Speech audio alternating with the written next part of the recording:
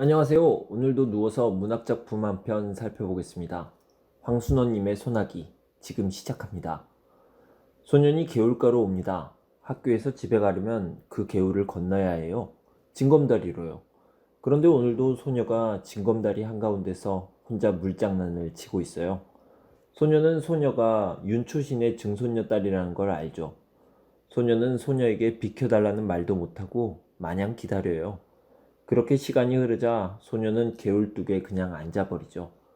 다행히도 오늘은 지나가는 사람이 있어서 소녀가 길을 비켜줬고요. 소녀는 무사히 집에 갈 수 있었죠. 다음날은 좀 늦게 개울가로 왔죠. 역시 소녀가 징검다리 한가운데에 앉아 있었죠. 세수도 하고요. 물속을 빤히 들여다보기도 하고 물고기를 잡는 듯 물을 움켜내기도 하고요. 그렇게 계속 앉아 있어요. 어제처럼 개울을 지나는 사람이 있어야 비킬 생각인가 봐요. 그러다가 소녀는 물속에서 뭘 하나 집어내요. 하얀 조약돌이었죠. 그리고 벌떡 일어나서 징검다리를 건너가요. 다 건너가서 소년 쪽으로 휙 돌더니 조약돌을 던지죠. 그리고 이 바보라고 말해요. 왜 쳤는지 새침하게 뱉어냈는지는 모르겠네요. 새침하게 뱉어낸 게 더 어울리는 것 같기도 하고 뭐 그러네요. 그러고는 소녀가 막 뛰어가요. 그렇게 뛰어서 갈밭 사이길로 들어갑니다. 소녀는 조약돌이 날아오자 벌떡 일어났고요. 뛰어가는 소녀를 멍하니 바라보죠. 그렇게 멍하니 갈밭으로 사라진 소녀가 갈밭 반대편으로 나타나길 기다려요.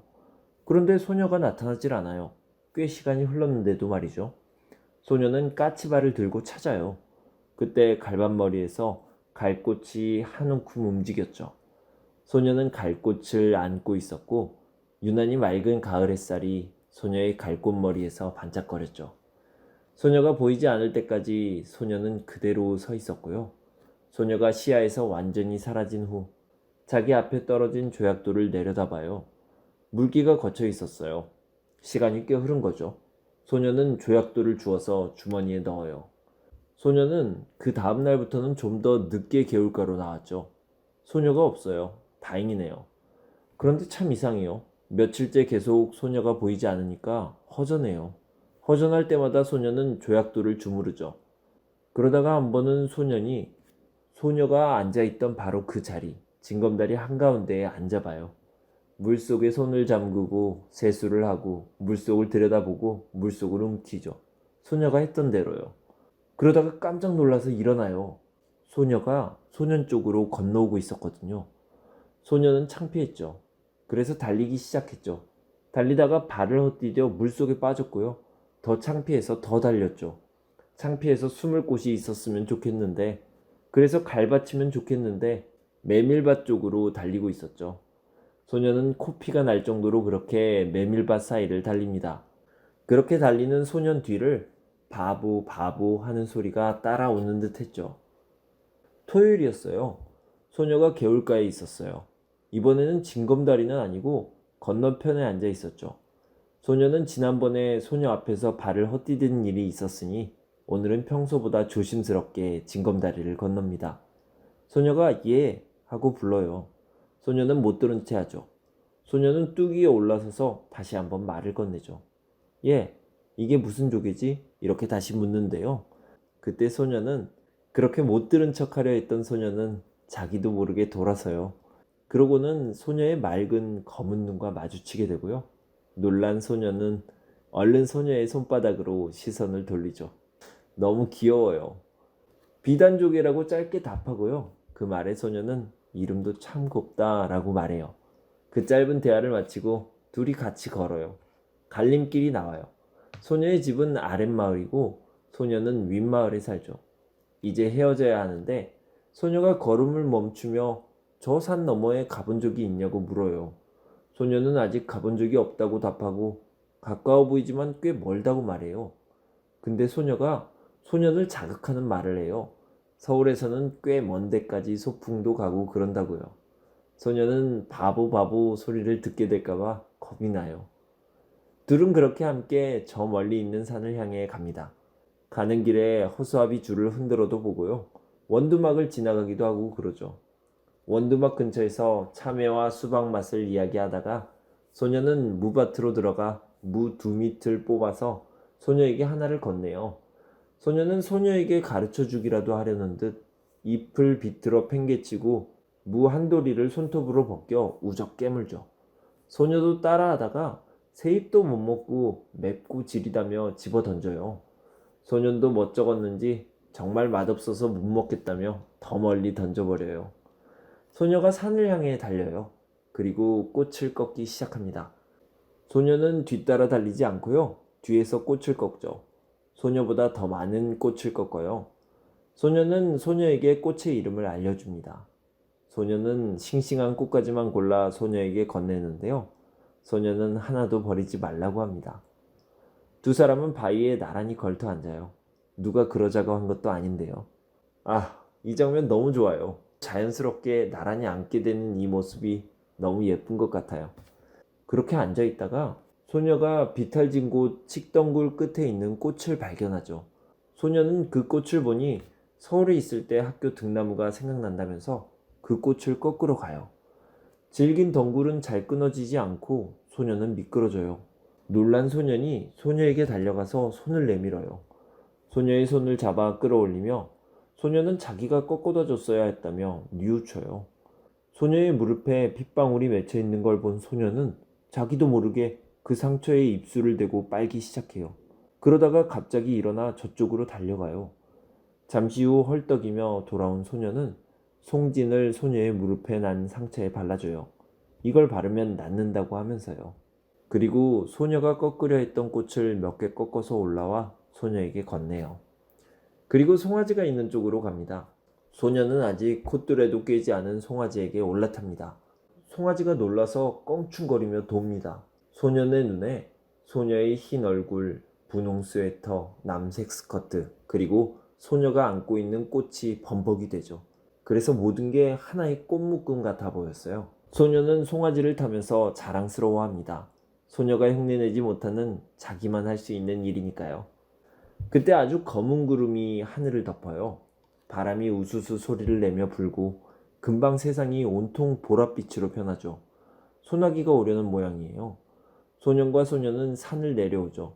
그때 빗방울이 떨어져요. 굵은 빗방울이 목덜미가 선뜻선뜻할 정도로 굵은 빗방울이요. 그리고 금방 빗줄기가 소년과 소녀의 앞을 가로막아요. 원두막이 보여요. 원두막은 허름해요. 기둥이 기울고 지붕도 찢어져 있어요.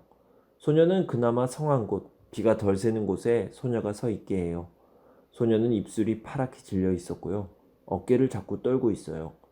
소녀는 무명 겹저고리를 벗어 소녀의 어깨에 싸줘요. 소녀의 눈은 비에 젖어 있었고요.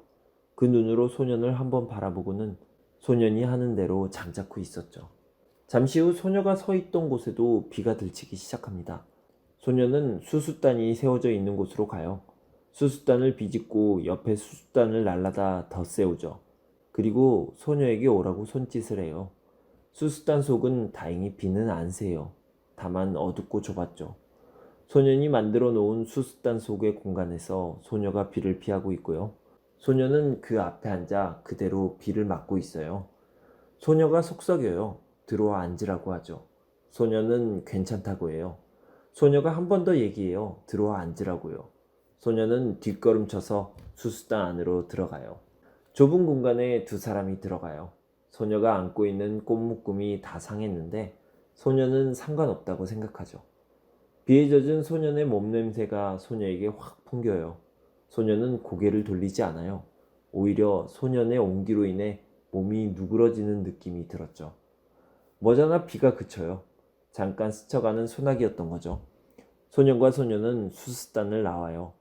햇빛이 눈부셨죠. 도랑에 와보니 물이 아주 많이 불어 있었어요. 뛰어 건널 수 없을 만큼 불어 있었어요. 소년이 등을 돌려댔고요. 소녀는 순순히 엎였어요. 물이 생각보다 깊다는 걸 알게 된 소녀는 소년의 목을 꼭 끌어안아요. 그 뒤로 소녀가 보이지 않아요. 소녀는 소녀를 찾아요. 개울가에서도 운동장에서도 남몰래 엿본 5학년 여자반에서도 소녀를 찾을 수가 없었죠. 소녀는 또 주머니 속의 그 흰 조약돌을 만지작거려요. 그러다가 개울뚝에 앉아있는 소녀를 발견하죠. 소녀는 두근거렸죠. 역시 소녀가 먼저 말을 꺼내요. 그동안 알았다고 해요. 소녀는 그날 소나기 때문이냐고 묻고 소녀는 고개를 끄덕여요. 소녀는 아직 다 낫지 않았으면 집에 누워 있어야 하는 거 아니냐 하죠. 소녀는 답답해서 나왔다고 해요. 그러고는 분홍 스웨터 앞자락을 보이며 이게 무슨 물이 든 건지 모르겠다고 해요. 소녀는 그날 도랑을 건널 때 소녀가 자기 등에 엎였을 때 든 물이라고 얘기하고는 갑자기 얼굴이 뜨거워져요. 둘은 걸어요. 윗마을과 아랫마을로 갈라지는 그 갈림길에서 소녀는 소년에게 대출을 건네요. 그리고 곧 이사를 간다는 얘기를 하죠. 소녀는 그 까만 눈에 쓸쓸한 빛을 비치며 어른들이 하는 일이라 어쩔 수 없지만 왜 그런지 이사 가는 게 싫다고 말해요. 소녀는 소녀와 헤어져 돌아와요. 소녀는 이사 가면 가는 거지 뭐. 뭐 그리 안타까울 것도 서러울 것도 없다고 생각하는데요. 그런데 자기가 씻고 있는 대추 아래 단맛을 못 느끼고 있었죠. 소녀는 그날 밤 덕세 할아버지네 호두밭으로 가서 호두알을 따요. 동네에서 제일 맛나는 이 호두를 따서 소녀에게 맛보일 생각이죠. 그러다가 소녀에게 몸이 좀 괜찮아지면 한번 들르라는 말을 할 걸 그랬다는 생각이 들죠. 그 말을 못한 게 너무 속상해서 스스로 바보를 되뇌이죠. 얼마 후 소년이 학교에서 돌아와 보니 아버지가 나들이 옷을 입고 닭을 안고 계세요. 윤초신의 제사에 간대요. 소녀의 집이죠. 소녀는 큰 놈으로 가져가지 그러냐고 해요. 아버지는 지금 안고 있는 닭이 더 실속 있다고 해요. 혼자 민망해진 소녀는 괜히 외양간으로 가서 쇠 잔등을 한번 철썩 때려요. 시간이 꽤 흘렀죠. 그리고 소녀는 내일 윤초시네가, 그러니까 소녀네가 양평읍으로 이사 간다는 소식을 들었어요. 소녀는 내일 소녀네가 이사를 갈 때 한번 가봐야 하나 말아야 하나 그 생각으로 하루를 보냈죠. 그 생각만 하며 그 고민만 하며 잠이 들었나 했는데 문득 부모님의 대화를 듣게 돼요. 아버지는 윤초시네가 참 안 됐다는 이야기를 해요. 사업에 실패해 논밭도 다 팔고 집도 다 팔고 게다가 자식이 먼저 죽는 악상까지 겹쳤다는 거죠. 혹시 설마 하는 생각은 이어지는 어머니의 말에 확실해져요. 어머니는 증손이라곤 그 계집의 하나뿐이었다고, 그 애가 그렇게 되었다고 얘기하죠. 마지막으로 아버지는 소년에게 소녀의 마음을 전해줍니다. 아버지는 이 계집애가 보통 맹랑하지 않다 해요. 소녀가 죽기 전에 내가 죽으면 지금 내가 입고 있는 옷을 그대로 입힌 채 묻어주세요 라고 했다는 겁니다. 이렇게 소설이 끝납니다. 소년과 소녀의 순수한 사랑을 그린 이 소설은 1953년 신문학을 통해 발표되었습니다. 이 소설은 제가 가장 사랑하는 소설이라서 이 작업이 저에게 너무 부담스러웠습니다. 소설 속의 어휘 하나하나가 너무 아름답고 애틋해서 이걸 다른 언어로 이야기하는 게 해서는 안 될 짓이라는 생각마저 들었죠. 여러분도 꼭 직접 원문을 읽어보시고 소설을 구성하는 어휘들의 그 아름다움, 그 애틋함을 직접 느껴보시기 바랍니다. 감사합니다.